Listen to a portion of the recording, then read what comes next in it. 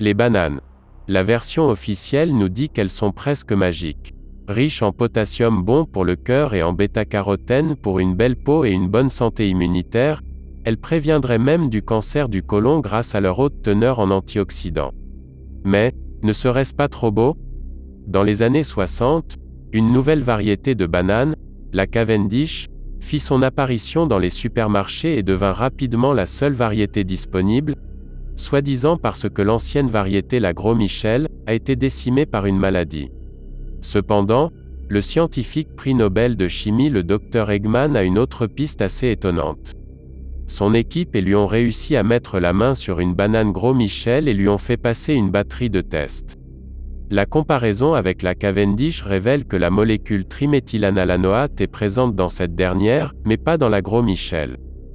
On retrouve une molécule cousine dans le champignon Ophiocordyceps, le champignon de la fourmi zombie, ainsi qu'une version étrangement similaire dans une recette de concoction médiévale nommée Ab intesta arimotis, qui signifie en latin « mourir sans testament et à l'écart ».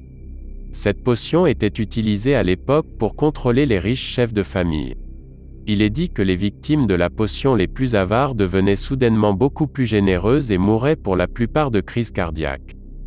Un parchemin de cette recette a été retrouvé dans les années 50 et il y est précisé que la potion n'a d'effet que sur les personnes âgées.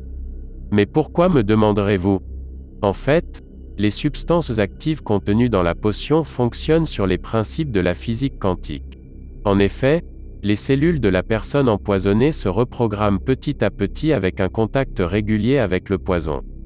C'est pour cette raison que l'individu doit être exposé un certain nombre d'années avant que les effets se déclenchent. Un moyen lent, mais implacable, et surtout discret, de prendre le contrôle de quelqu'un. Et vous mangez des bananes depuis tout petit, non? De plus, avez-vous remarqué que les personnes âgées se lèvent toujours très tôt alors qu'ils n'en ont pas l'obligation? Que font-ils tous les jours pendant que les autres dorment ou sont au travail? Donnent-ils eux aussi leur argent à quelqu'un? Et où sont-ils entre 14h30 et 15h30? Eh bien, ils sont en train de faire la sieste. Or, il est prouvé que les siestes de longue durée favorisent fortement l'apparition de maladies cardiovasculaires. On voit là le lien avec notre potion « Mourir seul et sans testament ». Selon l'experte en sociologie et géopolitique Talia Al Ghul, il est fortement probable que des grands décideurs mondiaux comme le président chinois Xi Jinping et le pape François cherchent à réduire le vieillissement de la population tout renflouant leur fortune au passage. Pourquoi ces deux personnes? C'est pourtant évident. La Chine est bien connue pour avoir un problème de surpopulation et pour ne pas hésiter à contrôler son peuple par tous les moyens. Le pape François est un ami proche du directeur des enseignes Aldi, Cora, Spar et Lidl. 4 magasins avec un nom en 4 lettres. Or, le chiffre 4 est le chiffre de la mort en Chine.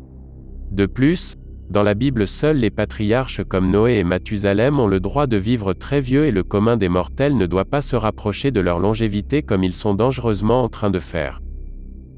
Pourtant, la vérité était sous nos yeux depuis le début. Effectivement, la forme de la banane rappelle étrangement celle du pistolet. Coïncidence? Je ne pense pas. Maintenant, vous qui êtes éduqués avez un choix à faire. Continuer à fermer les yeux ou récupérer le contrôle de notre futur.